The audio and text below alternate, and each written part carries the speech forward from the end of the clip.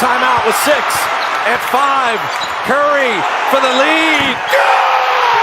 Handa na ba ang mga Warrior fans sa matinding magaganap kung sakaling matuloy ang haka-hakang pag-alis ni Stephen Curry sa Golden State at tapusin ang huling yugto ng kanyang basketball legacy sa team na malapit sa kanyang puso at pamilya?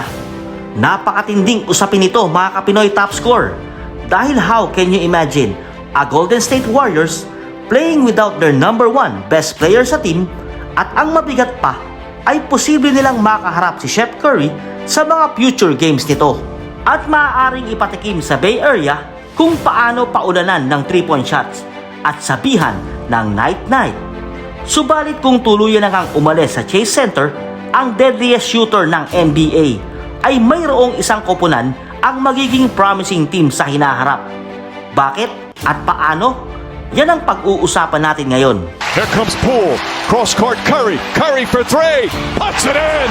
Matagal ding naghari ang Golden State Warriors sa NBA. At sa mga panahong ito, ay ibinabalandra nila ang mga solid players katulad ni Andre Iguodala, Draymond Green, Leandro Barbosa, Sean Livingston, at ang Splash Brothers na si Klay Thompson at Stephen Curry.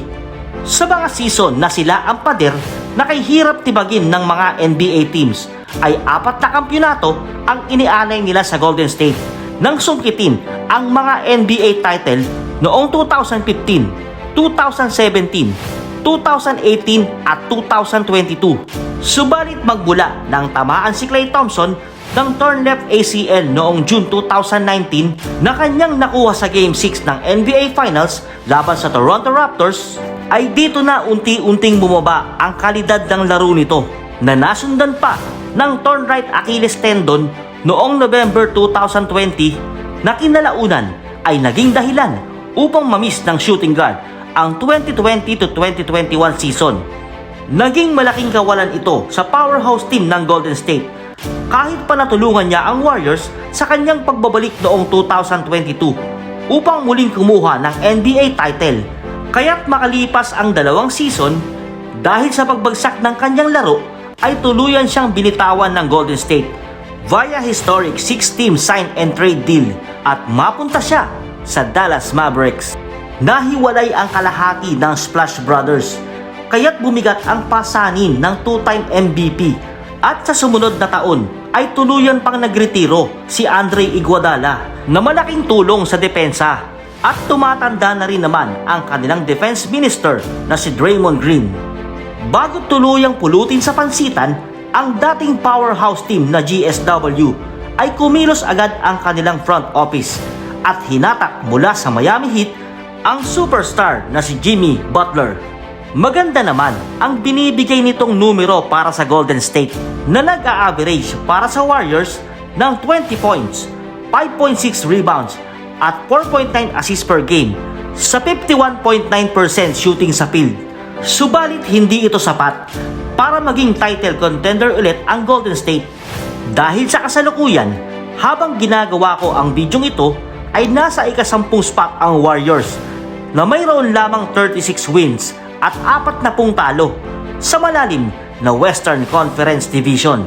At hindi ito maganda para sa paningin ng 12-time NBA All-Star na as of April 1, 2026 ay hindi makapaglalaro dahil sa injury sa tuhod. At kung tuluyan itong mawawala sa ongoing NBA season, ay posibleng malaglag agad ang Golden State at hindi man lang makapasok sa playoffs.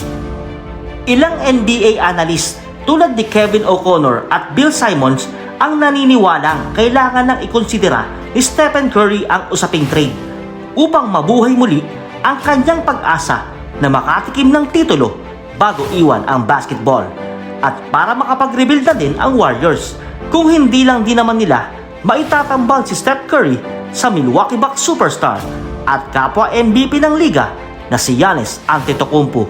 Nasa tingin ko ay may konting posibilidad naman na mangyari kung ang franchise ng Warriors ay mag-all-in sa isang blockbuster trade.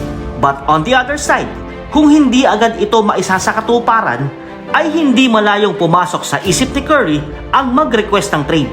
O hindi naman kaya, mga Kapinoy Top Score, ay baka lingid sa ating kaalaman ay maaaring may sikretong nagaganap na sa pagitan ng Warriors at ng isang NBA team na malapit sa puso niya. At sino? Kundi ang Charlotte Hornets. Pero bakit biglang napasok ang Hornets sa usapan? Ito ang tatlong posibleng dahilan. Una, ito ang team na pinaglaruan ng kanyang ama na si Del Curry, isa ring matinik na shooter sa kanyang era. At kamakailan ay iniretiro ang jersey number upang isabit sa Raptors ng Charlotte Hornets. Pangalawa ay ang tila pahiwatig ng kanyang ama na posible pa ring magamit ang kanyang number 30 jersey na alam naman nating suot-suot at pinasikat ng babyface assassin ng Warriors. At ang pangatlo, kahit sa Akron, Ohio ipinanganak si Steph, ay sa Charlotte NC naman siya lumaki mula pagkabata. Dahil dito nga naglalaro ang kanyang ama, kaya't itinuturing ito ni Stephen Curry na kanyang hometown. At sino ba namang manlalaro ang hindi na naising makapaglaro para sa kanyang bayan na maaaring maging team to beat sa hinaharap dahil sa kanilang mahusay na rookie na si Con Knuppel.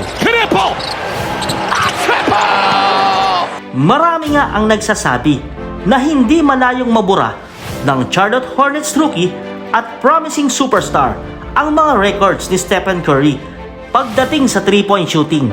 Kaya't kung lilipat nga si Curry sa Hornets, ay magkakaroon ng Splash Brothers version 2 ang NBA sa pagitan ng The Master Chef Curry at The Apprentice Con Knuppel.